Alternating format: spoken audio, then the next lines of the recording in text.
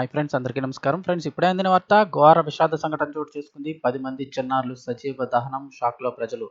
వివరాలు వీడియోలో తెలుసుకుందాం. వీడియో పూర్తిగా చూడండి, అప్పుడే కంప్లీట్ ఇన్ఫర్మేషన్ అయితే అర్థమవుతుంది. అలాగే ఇంకెవరైనా మన ఛానల్ సబ్స్క్రైబ్ చేసుకోకపోతే వెంటనే సబ్స్క్రైబ్ చేసుకోండి. ప్రభుత్వం నుంచి వచ్చే లేటెస్ట్ అప్డేట్స్ అన్ని కూడా మిస్ కాకుండా మీకు ముందుగానే తెలియజేయడం జరుగుతుంది. అలాగే వీడియోను ఒక లైక్ చేస్తే మరింత మందికి సమాచారం చేరుతుంది. ఇంకా వివరాల్లోకి అయితే వెళ్ళిపోదాము. ఉత్తరప్రదేశ్ రాష్ట్రంలోని ఝాన్సీ మెడికల్ కాలేజీలోని పిల్లల వార్డులో శుక్రవారం రాత్రి ఘోర అగ్ని ప్రమాదం చోటు చేసుకుంది. ఈ ఘటనలో 10 మంది చిన్నారులు మృతి చెందగా మరో 32 మందిని రక్షించినట్లు పోలీసులు తెలిపారు.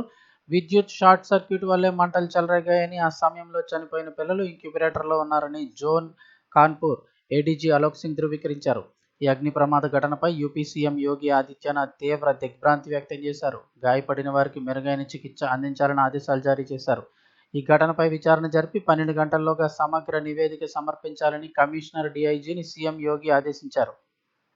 ముఖ్యమంత్రి యోగి ఆదిత్యనాథ్ మృతుల కుటుంబాలకు తన సానుభూతిని తెలియజేశారు. సహాయక చర్యలు వేగవంతం చేయాలన్నారు.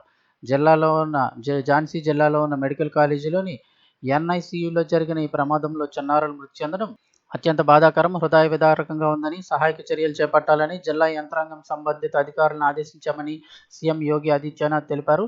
మరణించిన వారికి మోక్షం కలగాలని, క్షతగాత్రులు త్వరగా కోలుకోవాలని భగవంతుని ప్రార్థిస్తున్నానని సీఎం యోగి ఆదిత్యనాథ్ పేర్కొన్నారు. ముఖ్యమంత్రి యోగి ఆదిత్యనాథ్ సూచనలు అనుసరించి పరిస్థితిని పర్యవేక్షించడానికి ఉప ముఖ్యమంత్రి బ్రజేష్ పాఠక్ ఆరోగ్య శాఖ ప్రిన్సిపల్ సెక్రటరీని ఝాన్సీకి పంపించారు. ఈ ఘటనపై విచారణ జరిపి 12 గంటల్లోగా సమగ్ర నివేదిక సమర్పించాలని కమిషనర్ డీఐజీని సీఎం యోగి ఆదేశాలు జారీ చేశారు. మరోవైపు చిన్నారులు మృతి చెందడంతో వారి తల్లిదండ్రులు, కుటుంబ సభ్యులు కన్నీరు మున్నీరుగా విలపిస్తున్నారు. పూర్తిగా కాలిపోయిన శిశువుల మృతదేహాలను తీసుకొస్తున్న వీడియోలు అక్కడ హృదయ విదారక పరిస్థితిని తెలియజేస్తున్నాయి.